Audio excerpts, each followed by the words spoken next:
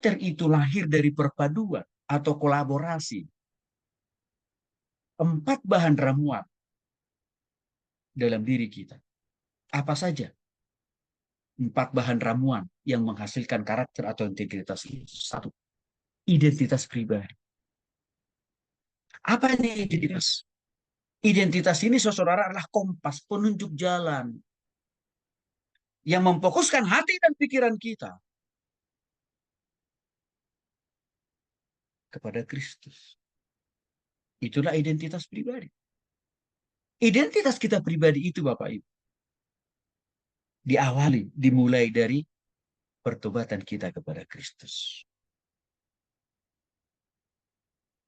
Artinya sebelum kita bertobat pada Kristus, cara berpikir kita seringkali ngawur. Tindakan dan perbuatan kita itu selalu salah, salah, dan salah. Nah, waktu kita sudah bertobat pada Kristus, kita menjadi ciptaan baru. Rasul Paulus katakan, yang lama harus berlalu, yang barulah yang harus terjadi. Artinya, identitas kita itu menjadi diperbaharui Tuhan. Cara berpikir kita yang negatif tadi diubah oleh Tuhan menjadi positif. Tindakan dan perbuatan kita yang tadinya cenderung bengkok diluruskan oleh Kristus dan Roh Kudus dalam diri kita. Menjadi sama dengan seperti Kristus. Dari situlah kita mendapatkan identitas pribadi itu. Sehingga apa? Kita tidak menjadi sama dengan orang-orang yang belum percaya atau orang-orang belum bertobat. Maka pertobatan kita pada Kristus itu menjadi langkah awal dan paling mendasar. Contoh, sebelum Paulus bertobat, di Galatia pasal 5 ayat 19 sampai 21 kelihatan betul identitas pribadi Paulus itu kasar, brutal, perokok, pemabuk, saudara. Di Galatia pasal 5 19 sampai 21. Tukang main dukun juga dia. Dan itu sangat terlihat dalam tataran praktek, di mana dia banyak membunuh orang-orang Kristen. Apalagi pada waktu itu dia mendapatkan legalitas, surat perintah dari pemimpin waktu itu untuk menghabisi orang Kristen. Itu gambaran karakter Kristus, identitas Paulus, gambaran identitas Paulus waktu dia belum bertobat, saudara. Brutal sekali. Tapi waktu dia sudah bertobat. Di Galatia pasal 5 ayat 22 sampai 23 berubah total. Identitas pribadi daripada Paulus itu. Dia menjadi orang yang mengasihi Tuhan dan mengasihi sama manusia. Dia menjadi orang yang ramah, lemah lembut, ya, dan bahkan juga banyak hal-hal yang baik. Ini harus kita punya supaya kita punya integritas atau sudah punya karakter. Yang kedua, kestabilan emosi juga menjadi ramuan kedua untuk mendapatkan karakter seperti Kristus. Apa maksudnya kestabilan emosi?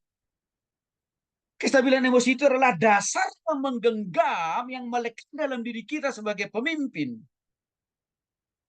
untuk tetap kuat, untuk tetap teguh, untuk tetap survive di tengah-tengah tantangan, persoalan, pergumulan apapun yang kita alami. Alias pemimpin yang stabil emosinya adalah tidak baper, tidak gampang putus asa, tidak gampang bodoh waktu dia menghadapi tantangan dan pergumulan apapun. Itu namanya pemimpin yang punya kestabilan emosi yang baik. Pemimpin yang memiliki kestabilan emosi yang baik, dia dapat menyelesaikan menghadapi masalah secara proporsional. Artinya begini, waktu dia ada masalah di kantor, dia tidak membawa masalah itu ke rumah, lalu dia jadikan istri anak-anaknya menjadi pelampiasan. Tidak. Waktu anak buahnya punya kesalahan, dia tidak langsung tempeleng, Bapak Ibu. Dia tidak langsung hajar, tapi dia bimbing, dia ingatkan, ya, dia arahkan, dia bina bagaimana memperbaiki tindakan dan perbuatan anak buahnya yang salah.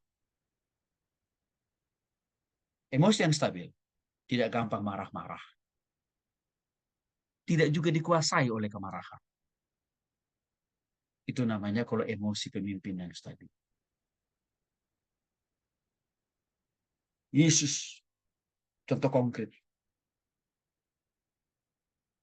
walaupun dia mati di kayu salib. Dalam keadaan tersalib, terpaku kedua tangan dan kakinya.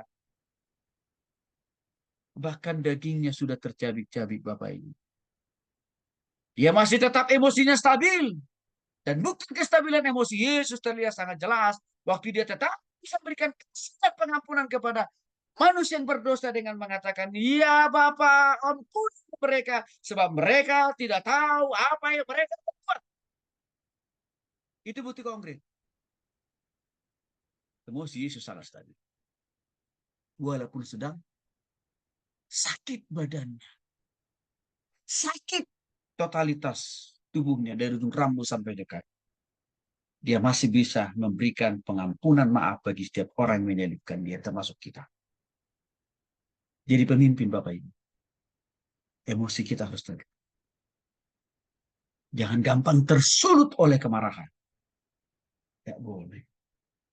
Dalam situasi apa.